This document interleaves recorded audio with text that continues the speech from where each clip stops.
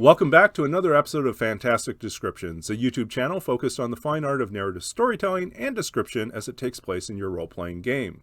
Today's episode is a continuation of last episode. Last time we looked at using modules and box text descriptions, or pre-written descriptions, and thinking about what exactly is happening within the text, thinking about some of the challenges that are presented when working with something that's already written, as opposed to being able to improv or ad-lib it on the spot, and also thinking about some of the pitfalls that are related to pre-written text that might have different agendas, approaches, expectations, thinking about how to adapt for those things, as well as some of the strengths, things that we can learn from well-written modules and excellent descriptions, how we might bring that into our own style, incorporate it into our own approach.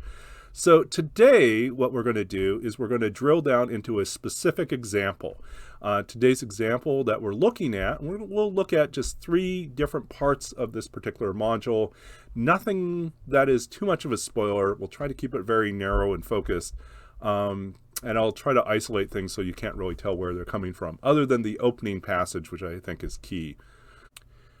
Okay, so today we're going to look at one particular set of examples from the Temple of Elemental Evil. If you're unfamiliar with this particular module, this was published in 1985 by TSR and written by Gary Gygax. It was part of the Advanced Dungeons & Dragons line, which we also think of as first edition. And I really think that this is one of the best examples of module writing from the time period. Throughout this module, there's just fantastic narration and description and box descriptions to be read out loud. And at the same time, it reflects certain things that are perhaps indicative of the time period, the type of gameplay and concerns that players often had, and plays towards that. So in our discussion of these 3 examples of text from this module, we'll be looking at what we can learn from Gygax and his approach and these descriptions, as well as some of the pitfalls and challenges that are introduced by some of his choices, both in terms of vocabulary and in terms of strategy, in terms of what he emphasizes in the examples or in the descriptions that he gives us. And with that in mind, we'll think about how to adapt and change and make it work for today.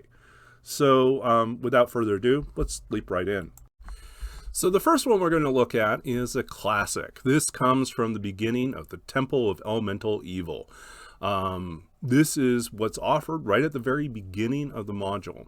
And so hopefully there's no spoilers here, since this is exactly what you would be reading if you were delivering the module for the first time. Your party is now approaching the village of Hamlet. Having ridden up from the lands of the wild coast, you are poorly mounted, badly equipped, and have no large sums of cash. In fact, all you have is what you wear and what you ride, plus the few coins that are hidden in purses and pockets. What you do possess in quantity, though, is daring and desire to become wealthy and famous. Thus, your group comes to Hamlet to learn. Is this indeed a place for adventurers to seek their fortunes? You all hope, of course, to gain riches and make names for yourself. The outcome of this is uncertain, but your skill and daring, along with a good measure of luck, will be the main ingredients of what follows, be it for weal or woe. The small community at the crossroads is a completely unknown quantity. What is there? Who will be encountered? Where should you go? These are your first explorations and encounters, so chance may dictate as much as intelligence. Will outsiders be shunned? Are the reports true? Is the whole community engaged in evil practices? Are the folk here bumpkins, easily duped? Does a curse lay upon those who dare to venture into lands which were once the temples? All of these questions will soon be answered. The dusty, rutted road is lined with closely grown hedges of brambles and shrubs. Here and there it cuts through a copse or crosses a rivulet. To either hand, forest and meadow have given way to field and orchard. A small herd of kine graze nearby, and a distant hill is dotted with the wan stone chimneys from thin plumes of blue smoke rising from them. With thin plumes of blue smoke rising from them. A road angles west into the hill country, and to either side of the road ahead are barns and buildings. Hamlet, at last. The adventure begins. So let's delve into this in a little bit more detail. Couple things to note, or more than a couple things, really. First, note that there are really 3 paragraphs at work here, and they each serve their own functional purpose. The first 2 paragraphs are key as ways of introducing the campaign. The first paragraph's primary purpose is really to establish who are the party members and why are they working together. And so we're told right off the bat that they're headed to the village of Hamlet. So you've given them a destination. You've told them where they came from, the lands of the wild coast, and you've given no clue whatsoever as to why they've left. You do know that they are, you communicate to the party right off the bat that they're impoverished. They have nothing in their material possessions whatsoever, except for a great desire to change their present state and become wealthy and famous.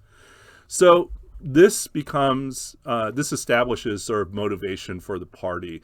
And if your party is on board with this is great. If you set up things with elaborate backstories and then tell them that they're materialistic when in fact they're altruistic and they're looking for some form of salvation or there's some sort of revenge narrative, then there may be a disconnect and you may have to adjust this type of an opening to actually reflect the motivations as your players have articulated their characters' real motivations to be. So do note this. This establishes a set of motivations that may not actually be the motivations of your party. Number 2, or the second paragraph, is basically an establishing of the primary questions concerns mystery, the circumstances in which they find themselves or are arriving into. And this really just telegraphs in advance what type of mystery they're going to step into. So who is there? Who will be encountered? Okay, those are standard things. But then we get real hints. Will outsiders be shunned? Are the reports true? Is the whole community engaged in evil practices? Are they all bumpkins and easily duped? Is there a curse that lies upon the lands that once were the temples?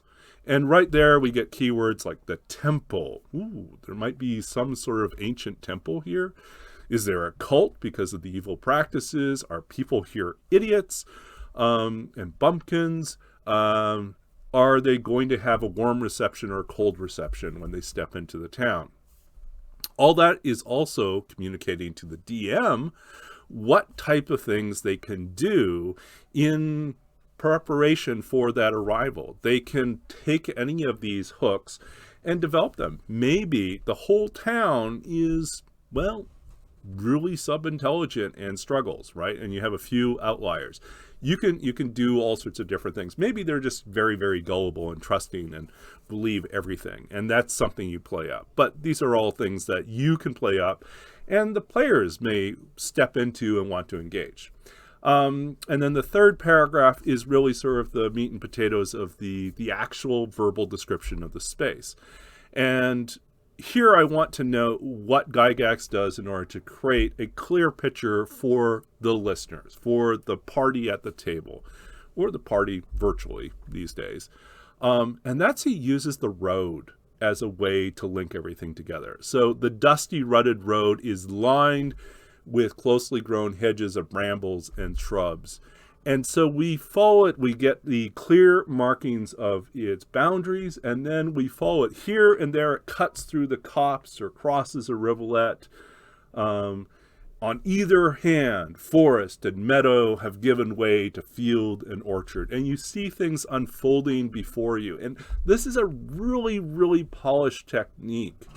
We see ahead the herd of kine grazing nearby, or in other words, a herd of cattle. So we have a depiction of something moving in the distance and then a distant hill, and then we have the plumes of smoke rising up. Then the road angles west into the hill country, and ahead you start to see buildings, settlement, and finally Hamlet at last. And that's sort of the delivery. We're taken all the way through into the space. The picture unfolds before us, and then we arrive at the destination. And then the adventure begins. So now let's talk about a few caveats, a few things to be wary of or to be concerned about. So we talked a little bit about the fact that this establishes a set of motivations that might not actually align up with your character's backstories. So that's one thing to pay attention to. The other thing is that if you notice from Gygax's choices of words, he favors sometimes archaic or unusual words in his descriptions. And as well, as a writer, I love this fact that he engages these words, but I'm also aware of the fact that not every person at the table is going to be comfortable or familiar with these terms, and that might require you to do a little paraphrasing or a little bit of an adjustment or even clarification where necessary. So in some cases, the phrases they're familiar enough that people can make sense from context, be it for weal or woe. Most people are probably not terribly familiar with this phrasing, and it simply means for good or for bad. They can hear the echo of for good or bad out of that, and you might be able to let that slide. You will find that some people are going to not be familiar with bumpkins, perhaps, but there is something of a way that even the sound of it evokes, a sense of what that might mean in terms of, what type of character that is. Easily duped is a clarification that allows us to know specifically what that is. So I think that's helpful. But where things get a little bit more complicated is when Gygax refers to a small herd of kine grazing nearby. Now, this is biblical. This goes back to Genesis and the account of, it's a number of instances, but kine is a very archaic reference to cattle. And so this is a case where I would actually favor switching out kine for cows or cattle, just to make it easier, because there's actually no purpose or benefit for leaning on kine as a reference here, other than to demonstrate one knows the word kine, and your players may or may not know the word kine, and then you have to explain it to them, which pulls us out of the immersion of the space. So that's one thing I would clarify and fix. Okay, so hopefully that is helpful. In general, I really love what Gygax is doing here in terms of setting the stage and giving us a very clear, direct picture that unfolds before us. It's a beautifully done, masterful description.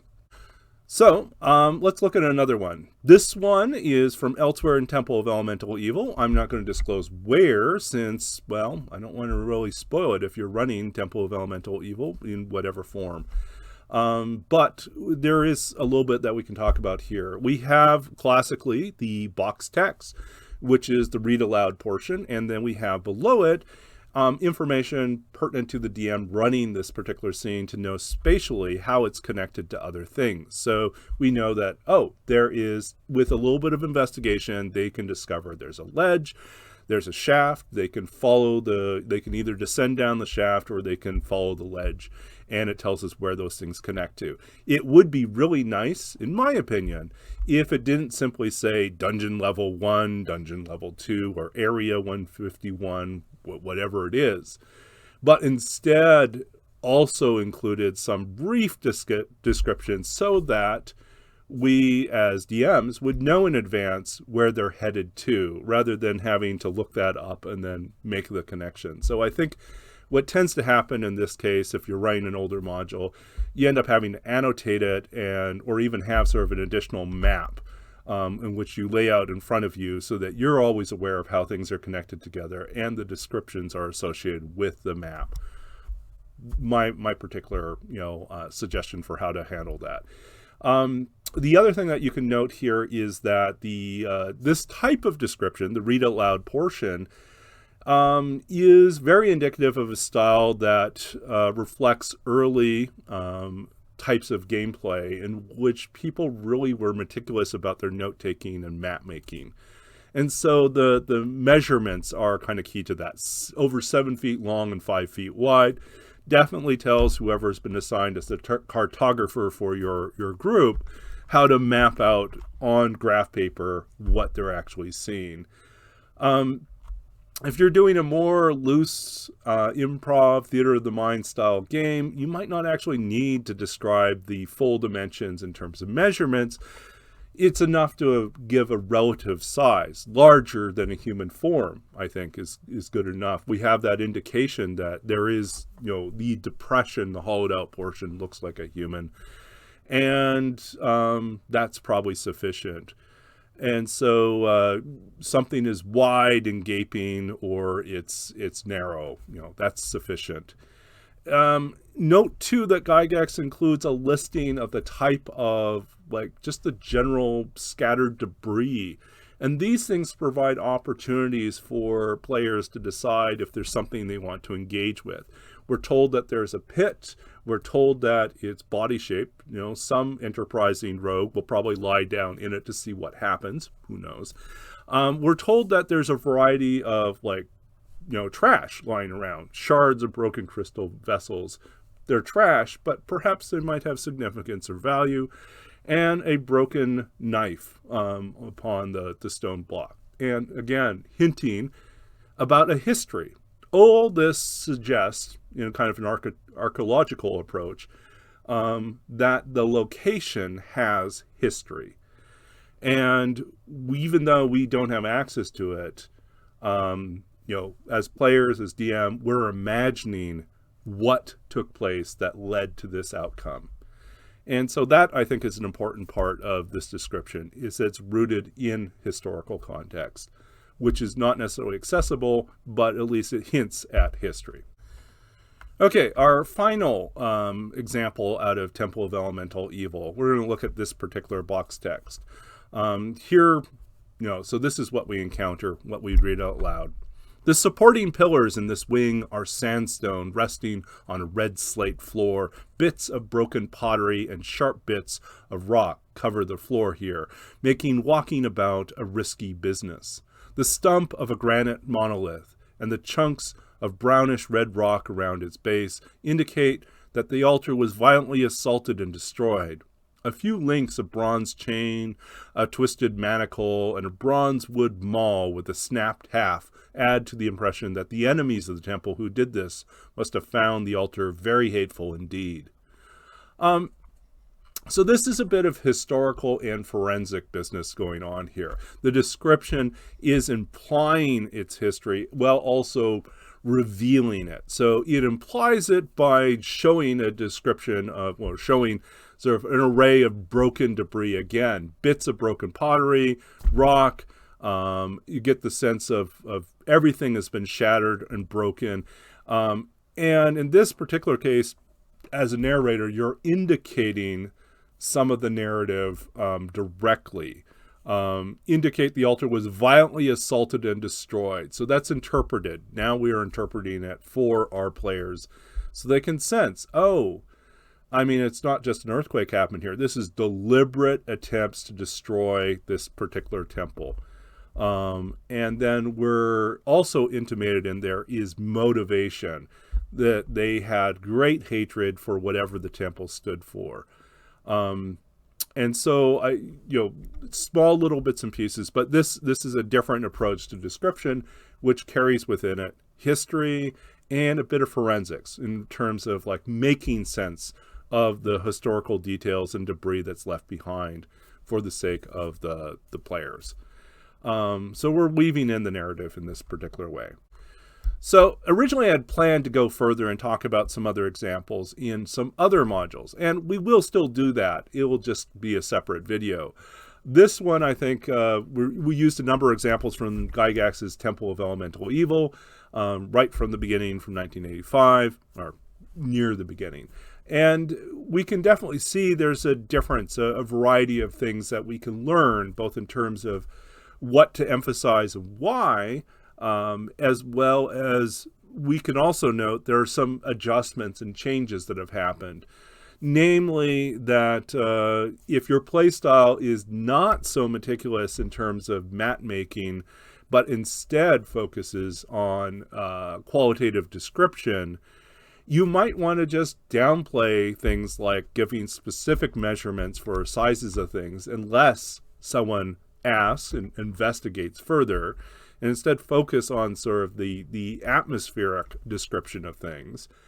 And you might find that you're making adjustments for vocabulary. If you realize that you aren't comfortable or find particularly challenging or clunky phrasing that's used in the module, feel free to adjust it, change it up for something that makes sense to you. If there's vocabulary you don't know, I would say learn it, but then also make the call. Is it vital that we use kind to describe cattle? Or is that just kind of a bit of a show-off move at that point? And instead, it's perfectly fine to use the simpler word. And that's often what we do as writers. We choose the word that makes the most sense in that moment, and we don't obsess over using, particularly obscure, esoteric words to say something that can be said very simply. I think that's a key thing to keep in mind. Don't make your own narration or the narration as provided in the module a distraction from the immersion of what's supposed to be there. And at the same time, think about what can you do to internalize description so you're not just reading straight out of the book, but instead feel comfortable enough with it, familiar enough with it, that maybe you're resting a little bit, leaning a little bit on the written text, but mostly you're delivering it, thinking about how to embody it, how to deliver it so that it resonates with the people at the table and feels like an immersive experience. And that's really kind of key. And we saw some of the examples in here of how Gygax succeeds and some places in which I would say are a little bit less immersive in terms of their approach.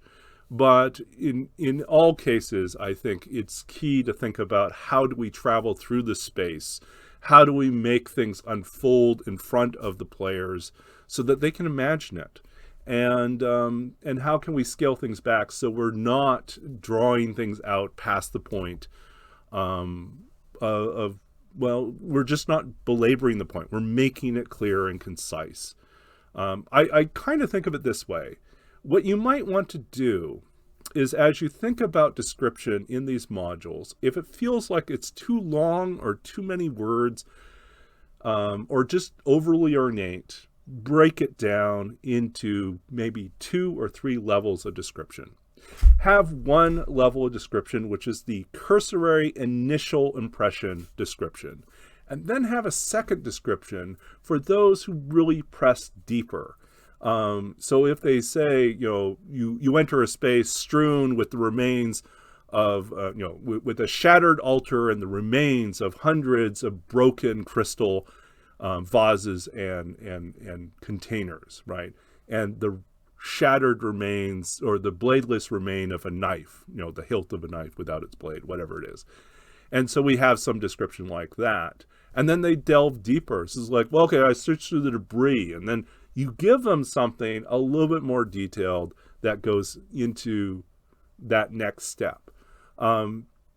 Having prepared that in advance, not necessarily written it out, but annotating bullet point wise a few things that you could offer them that go a little bit deeper. And I think that's kind of a key way to take like maybe an overly ornate or overly verbose description and distilling it down, breaking it down to just the key things that you want to communicate initially and what you want to communicate on a secondary level.